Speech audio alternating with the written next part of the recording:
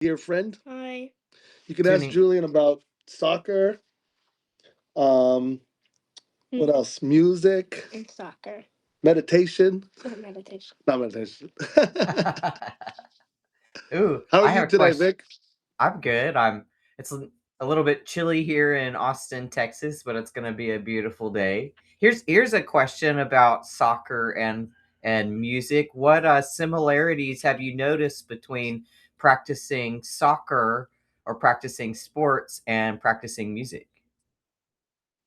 What? What's the same thing? Like, so if you're playing soccer Mm-hmm. and you're practicing the drums, what would you say is a similarity? Like, what do you think of? Soccer. No, but what's the same between the two of them? First, maybe like playing the drums you hit with your hands. Physical? You gotta Like speak up. goalie. And like, so, The physical aspect of it. yeah, like being goalie, you have to hit with drums and stuff. That's good. You gotta use physical. What about your mind?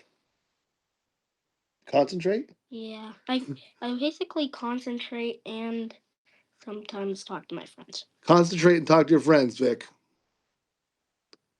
What about you, Put that Luke? up Did there. you did you do sports or what's your Baseball. I played baseball a little bit when I was a kid, but I used to be called the ball magnet because I always got hit by the ball. Don't. Oh no. And I was the only guy. I'd wear like they used to call me the RoboCop because I'd have like a cage in front of my face and protective.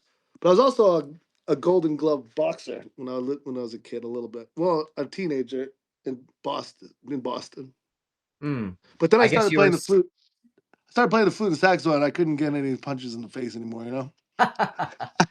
Well, what's I decided that was more important. yeah, I was just thinking grateful you didn't get hit in the face with a baseball. Like I think the author of Atomic Habits, his whole life changed when that happened and led to Oh him writing goodness. that book. My Did grandfather actually took a um, golf ball to the eye when he was later in life, and he lost his eye. wow, So we got that's dark scary. there, but What are the that chances happened. of that? I know, probably a lower probability. I read a book several years ago called ooh, let's see if I The Talent Code. And the subtitle was something like greatness isn't born, it's learned. But he made lots of comparisons between musicians and athletes. And focus, that's definitely one of them. Precision kind of goes hand in hand with that. Repetition, right? Practice, practice, Yeah, practice. Any other that's great. similarities you notice? Yeah, being in the zone, you know, Mm, losing the flow. yourself. Yeah, losing yourself to the flow state. I'm always trying to find how to be better at flow state. You know, distractions are a big one that is a drag. So I'll put on the do not disturb when I'm trying to work or practice, It's good. and then I say I'll get back to you when I'm practicing or fixing flutes on my time. I But it's wonder if important. you I wonder if you got like a red phone just for your family, like the president must have to call you in your office yet. My family's been asking for that. I should probably get that together. Yeah. I do check it once in a while, especially when the boys are in school and stuff. Julian's here with us because he's on spring break. Pew, pew, pew, pew, pew, Awesome. pew. Well, I did have a couple of questions that we haven't talked about before. Here's one that we can get started with on the flute tech type of things. What's the most useful flute tech tool you've made or had made because it wasn't available, and what's it used for? That's a great question. You know what I would say? I got this. I can't take credit for this. This is from the great one of my masters, Chris McKenna. If you don't, I mean, to me he's my repairman. The repairman's repairman, and he calls it credit card technology. So or popsicle stick technology.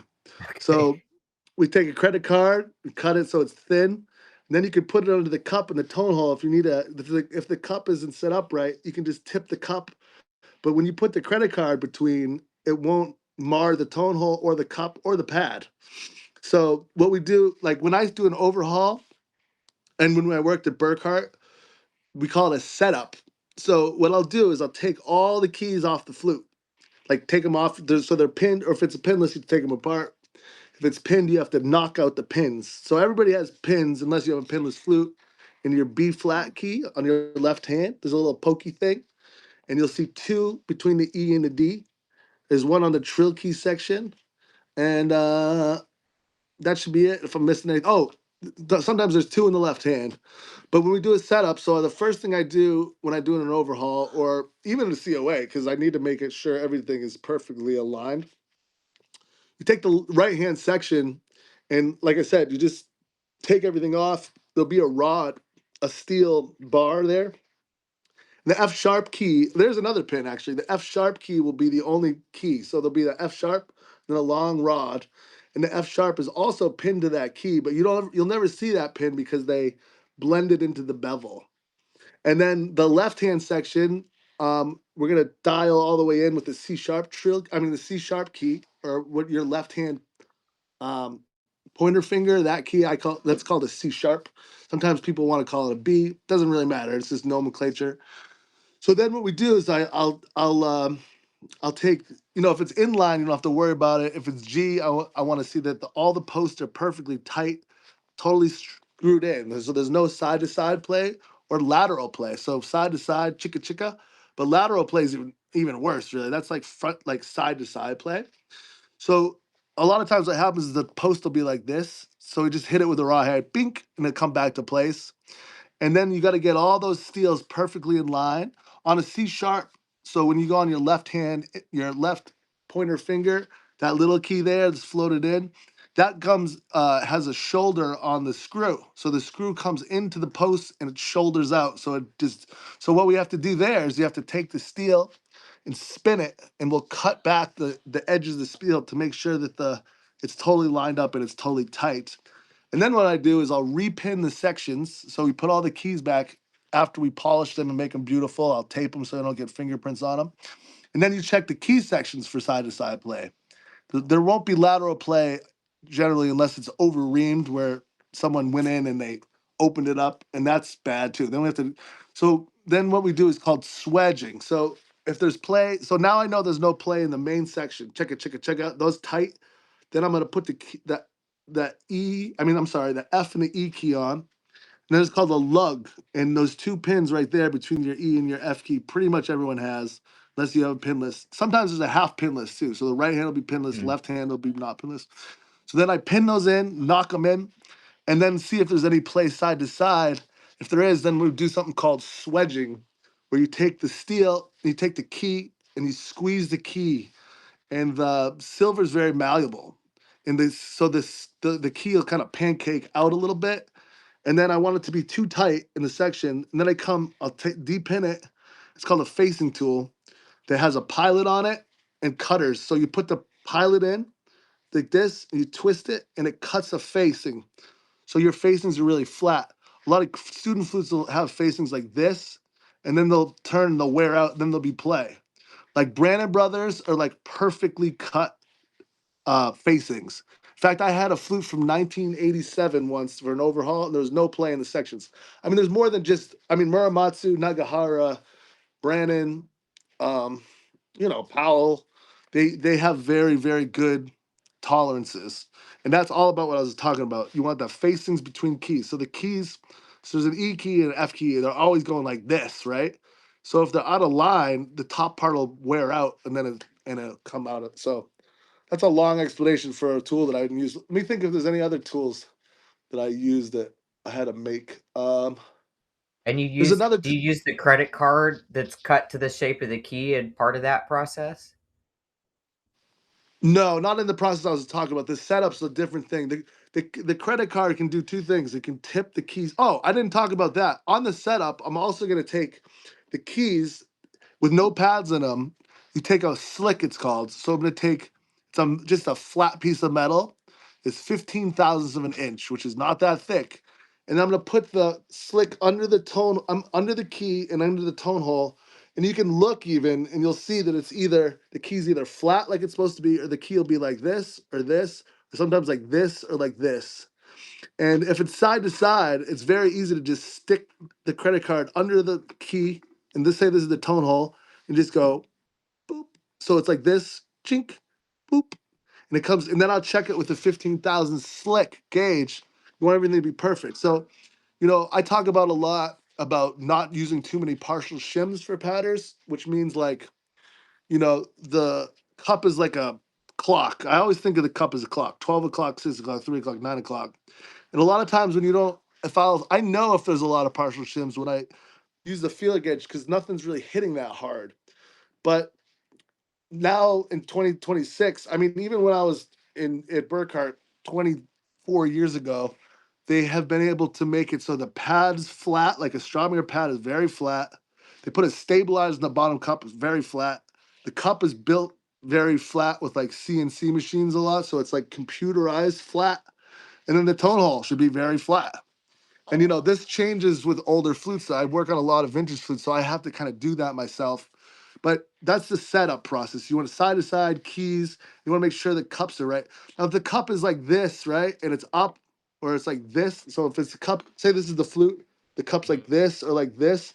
You have to adjust that too because it'll have different pad protrusions, and you see that a lot with uh with technicians that are less experienced. There'll be like a big pad protrusion in the F, and the E will be like this, and that's because the cups are not 15,000 of an inch flat. Um, so so that's that on that. There's also another tool I use that I'm working on a lot, and it's like it looks like a dentist tool. It's like a little spatula, and I pull the bushings out. So on your open hole, you have press fitted bushings that hold the open hole into place, and you have to go in and pull them out. So I have like two or three of them that I've had for like 20 years, but they can get a little, if there's a little burr on that steel, it's very shiny steel, you can rip the pad. So I'm trying not to rip pads at $9 a pad or whatever they cost. So I'm always polishing that and sanding that and making sure that that piece of metal is really flat, and they could put it on Julian's lip, go like that, and it wouldn't scratch anything or. And then I'm sure there's more that I can't think of, but credit card technology, popular popsicle sticks I like too. But credit cards are easy to get into, and like you said, I can cut them to any angle I want. Oh, also I meant to so front to back. So if the back's up or the front's up, a lot of times I'll see once again technicians that don't have as much experience, and they'll take the credit card technology. There's a thing called an E61 that you can buy from Fari's, and it's dangerous. It's like this little L, but Okay. it's made out of metal. Then it has like little ridges on the side. It's actually to check your key height openings there. But they'll take the metal piece and they'll stick it under the back or in the front, and then they push down.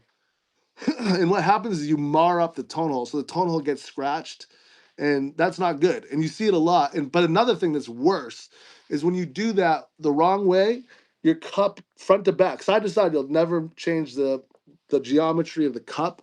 But if you go front to back, it'll oval the cup, so the cup will go blink like this. And you'll actually see if you put the pad in, you'll see like a gap. It'll look like an egg. So the way to do it correctly is you get they're called key plugs, and I'll stick the metal. It's like a brass shiny polished plug into the cup, and then I put it in a vise, a key vise with a lot of leather on it, so it doesn't mar the cup or scratch the cup. And then you just move it from the arm. You move it this way or that way, and then you come out and it'll change the where the and I'm able to know that right off the bat by using the 15,000 slick to check front to back, side to side. So that's that one. You've got to give us a tour of these tools next time you're I in will. your Yeah, I shop. will. I will. Somebody actually Lenny LaPatent, who's like he makes flutes and everything. He wanted me to do that, and I said I would. And that was months ago. So maybe next Monday we could do a little shop tour. I was in the basement for many years, and my oldest son moved out, and I immediately moved into his room upstairs. So now I have a finishing room Like, which is all light and beautiful, and then the basement's kind of like the dirt room. That's where I do the polishing. I do like all the motor stuff, the lathes, the yucky stuff. And that's the polishing rooms all the way far back, right, Chooch? No kids allowed because it's all dusty and gross back there. Actually, should clean it. splintery. Yeah, it's off splintery. Yeah, you know about the splinters. Well, something you said kind of reminds me of one of my questions. I think you've talked about this some before, but who would you say have been your biggest mentors in this field, and why? Well, first of all, Lillian Burkart. She pulled. I mean, if it wasn't for Lillian, I wouldn't be sitting in this chair talking to you about flutes right now. She took me on. Well, I'll tell you a little story about it. So, when I was in high school, my junior year of high school, I was fast tracked. I got a scholarship to go to Berklee College of Music. So my senior year, the counselors and stuff were like, what do you like? You don't really need to be here. So I was blessed by that. So what I did was during the daytime, I worked at this place called Action Music and Sound. Little did I know, it was in Acton, Massachusetts. And little did I know that Burkart was 3 blocks down the street and Powell was 3 blocks this way down the street. I mean, whatever, 5 blocks. Close. So I didn't even know that at the time. And it was kind of like, it was a band, just a regular band instrument kind of place. And I was the repair technician. I had no idea what I was doing, but I just would just go at things. So that kind of put me in the direction of repair. And then I left Berklee for a while to go on the road. And then I was always coming in and out of Berklee towards the end because I was getting gigs to go out for, a month or two to Europe. I'd come back. And but between then I was teaching. I had 16 students a week, and that was at Needham Music in Massachusetts. And I remember I walked out of the store, and I really am not. I like teaching this way. I like teaching people one-on-one. I like teaching this guy, but 16 students sneezing in my face every day was not for me. So I opened a paper. That's when there's still papers. There was these things they were made out of paper. They had ink on them. We don't have those anymore. Actually, we are just talking about that. He was talking about silly putty. Remember when he would stick the silly putty on there? You Mm. might be too young for that. But so I looked in the paper and it said Burkart Flutes needs a finisher. And I was like, a flute place needs a finisher. So I didn't even know what Burkart was. And so then Lillian gave me 3 interviews. In the last one, I was so nervous. I was always very nervous with Lillian. She's such a still I'm nervous with Lillian. She's a master and she's very very serious and she's a great person too, but she's very she's a craftsman's craftsman. So the last interview, the third one, she had me take apart a piccolo and everything. Long story long, I got the gig. And I remember it was on Christmas break. I was going to school at Berklee, and then I was gonna, I got the job, and then she said, you better pay attention because I'm gonna own you, basically. So, and then my idea was to go back. I have 6 credits still left that I need to go to Berklee. I don't think I need to do it. I think I'm okay. But so Lillian Burkart is my first and foremost mentor. I learned the basics of or the manufacturing side of flutes. I mean, so then I got a job to go on the road to Europe with this band called Westbound Train, and I was going to be gone for 2 months. And I asked Lily, and I said, "Can I?" And I wanted to move to New York. I always wanted to move to New York, and I said to Lillian, "Can I go for 2 months, come back, and just kind of be on the road and come in and out?" And Lillian said, "I can't. I can't do that." So it was cool. It was very, affable, cool split. And then I went on the road. We did a domestic tour around the country, and then we went to Spain for 3 or 4 weeks, which is incredible. We started on the top of Spain in Tarragona in Catalonia. We went all big J down to Barcelona and Madrid, and it was an incredible experience that I'm so glad the trajectory took me to. So when I got off the road, I had a little bit of money, and I was like, I'm moving to New York. So I moved to New York City, to Brooklyn. I actually moved in with this very famous teacher at Berklee, one of the best saxophone players in the world. His name's George Garzone, and he's a fixture in the jazz community. Everyone knows who he is. So I was fortunate to move into him, and I moved anyway. So I moved to New York, and then I worked with Jeff Weissman. I actually took a please don't. I took a I was going to take an interview at Flute Center New York and Weissman Music, and at the time, Weissman Music was a bigger inventory than Flute Center New York.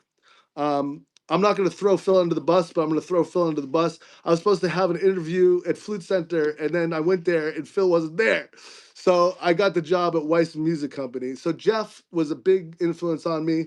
He's a character, but he knows a whole lot about flutes. And when I said about the manufacturing versus repair, they're completely different. I mean, they're very different, because when I was at Burkart, I could go, if something was messed up, like I was talking about before, the setup, I just take it back to the person who made the key and say, hey, fix this, you know? Or if a key breaks off, you say, hey, resolder this key. Obviously, as a repair person, you have to know everything.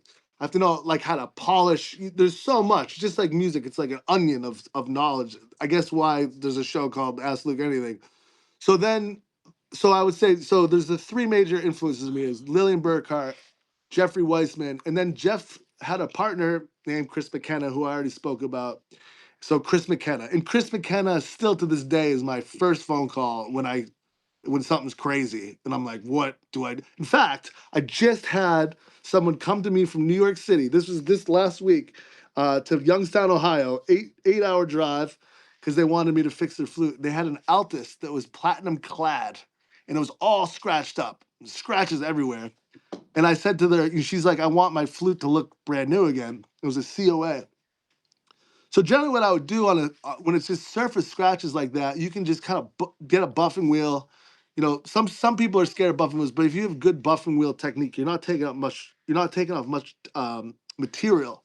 So I'll just go like bink bonk on the wheel. You go up and down, flip it around, and it looks beautiful. It's like mirror finish.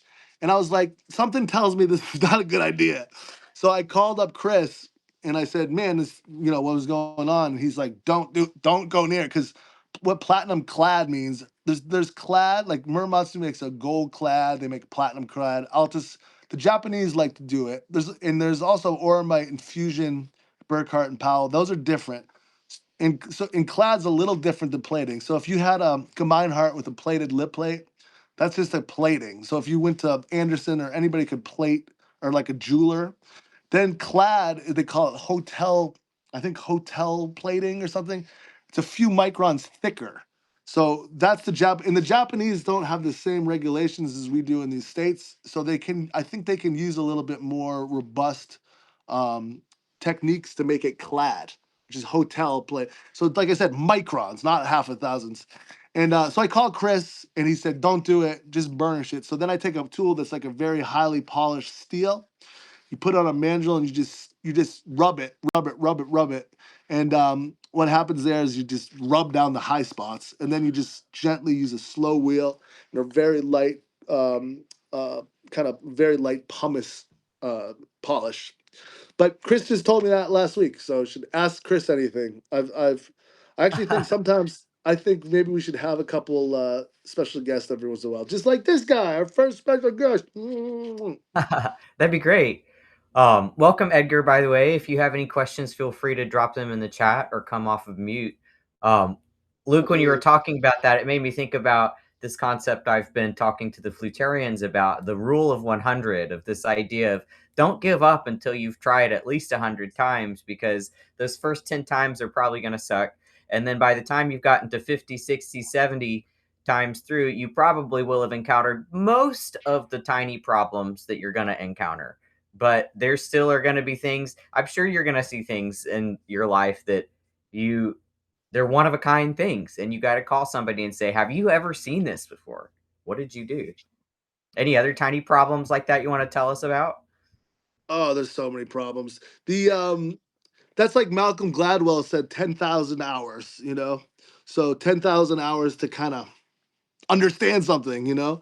But so yeah, I'm with you on that totally, Vic. And also I tell everybody, I tell this guy, I tell everything. You could do something a million times and be dial it in, phone it in, ding ding ding ding ding, ding until the trill tone hole falls off, which has happened to me in the middle of the night. Bink. And you learn a lot more from your mistakes than you do from your successes. And you got to remember that when you're in the middle of or after the mistake, when you're like, oh no, I did this, is terrible, terrible. Ah! But for me, I learn a whole lot more when I screw something up. like I said, I pulled a tone hole off of a Powell signature once on a wheel, and never again will that wheel go near that trill tone hole. Hi Edgar, how you doing? Thanks for joining us. Any questions?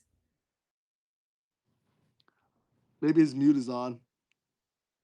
No. You were mentioning Powell's. Abby Greenwald Waterland is saying, what flute today is as good as the old Powell's? Well, that's a tough. There's a lot to that question because the old Powells are fantastic. Actually, my favorite flute I think I ever played in my life was a 1400 serial number Powell. That was when Powell was still there. But it's a loaded question for certain reasons because there's something actually called age hardening. So molecularly, the metal is changing and it's becoming more hard like a glass. It becomes more brittle, but it comes like glass. And some people actually ask me to do, you can call work hardening, the same thing that I talked about before with that burnisher where you rub against it. If you're rubbing against the silver like a lot, I'll do it to head joints. You're changing the molecular structures of the metal, believe it or not. So I think one of the reasons why some of us tend to love those vintage flutes is actually because they've kind of aged like a fine wine, you know? And but Powell was a major guy. If I could go back in time, he would definitely be one of the people I'd have lunch with. Um, there's certain companies that are trying to do that. Altus makes a flute that Dennis Boryakov plays, and it's a soldered seam tone. I mean, a seam tube. So that's another whole thing. So now what we do, and I have a Lewis lot that's 148 years old that has all seamed tubes. So what a seam tube is if you had the flute and you take a big piece of metal you take a flat metal and you wrap it around the flute and or the mandrel, and then you solder a line down it, and then you file it off and clean it up. And that's the same thing. It's work hardened because you have to burnish that solder seam, so they're already hard. So, but Altus does that. I wish I could remember the name of the model, but they use like a Britannia silver, and they use like and they make solder seams. And also the cool thing with that Lewis Lot flute I was talking about is not only is the body seamed, the keys tubes are seamed. So it must have taken forever to make those flutes, man. But so, like I said, I can talk till I'm red in the face. I think that there's different things. Also, I mean, the way that they cut the lip plate, the way that the height of the risers, the scale, the relationship between the tone holes and the embouchure. There's so many factors that change the way that flutes have become, and we're trying all the time to make flutes more modern. But if you look at my 148-year-old Lewis Lot, it looks just like a flute you pull out of the box. And we haven't moved that far away from Bohm. Bohm was a genius. I mean, he got like the pitch on a flute is very, very good. Like I play the saxophone, as many of you know. Saxophone's pitches is wildly crazy. Like you have to like know where the pitch is and be able to move it. And the flute's tone, I mean, there's different scales. It's called a Bennett scale. William Bennett, he changed the scale, which I'm talking about. So the scale, oh, look at this. Julian has this. So the scale on a flute is like, here's the head joint cork, here's the head joint, here's the embouchure hole, here's the C sharp first tone hole. It's first of all the length between there and the middle of the embouchure hole. And then we're gonna about where the tone holes are put, the height of the tone hole, the undercut. So sometimes we'll cut under the tone holes to make it faster. Like Brandon's have undercut, Burkart's have undercut. So like I said, we're doing everything we can in the flute industry to make things more homogenized and louder and faster. Because as you know, if to get an orchestra gig when you're 23 or 2 years old, you're going up against 70 flute players for two chairs. You want to make sure these people, they probably not going to play a vintage bow because they want to be way in tune. I mean, the pitch is better once they got Bennett scale. The Cooper scale, um, Cooper scale is kind of the gold standard. I think pretty Albert Cooper. I think it still might be Haynes uses Cooper. A lot of people use a Cooper scale. Um, so uh, like I said, if you're a 23-year-old, you're probably not going to play a 1943 Powell on an audition for the New York Met, but you might. You know, Gary Shocker, his newest flute is probably 1950. But Hmm. Gary Shocker is Gary Shocker's genius. He's very opinionated about flutes, but he calls new flutes trumpets because they're so loud and fast. Any other questions, Vic? Before we take our next show. No, I don't think so. I mean, I've got a couple more that we can talk about next week, but that's been an interesting conversation today. Anything else you want to add? That was a good one. I think I could add that I'm so happy that my little boy Julian here is with me, and I think that everyone should approach music as a 9-year-old boy. We call playing music because we're playing. You know, don't take. What does that say? What does it say, Says Vic? it's called playing for a reason. It's supposed to be fun. See that? Yeah. That's sacred geometry right there, man. It's all It's all this. So if we play, have a playful, young attitude like this cute little boy. And I know musicians who are 90 years old and they're spry because they have lived this. I'm so blessed to live this life. I'm hanging out here with my son, not worried about anything. Well, for the most part, not worried about anything. Make me die. You gotta just wake up, practice, and have fun. Play. I see people lost in this, especially in New York City, just not having fun. Completely like obsessed with playing, Bach correctly, or obsessed with like, I gotta play better than so and so I can get to so and so's gig. We're here for. I think that music is that musicians are alchemists, vibrational alchemists, and that we talked about in the beginning. It's a good outro, Vic. Flow state. What is flow state? It's musicians who control vibrational patterns that make people inspired and want to sing and dance. So let's stay positive and let's be more like Julian Pinella. All All right. Keep playing. right, Thanks, guys. Luke. I'll see you next Beautiful. week. I like this cane here, Vic. I feel like an Bye. elder statesman. Isn't it great? All right, guys. Thank you, Bye. Vic. You're the best. See you, Bye. Edgar. Bye. Thanks for joining. Bye bye.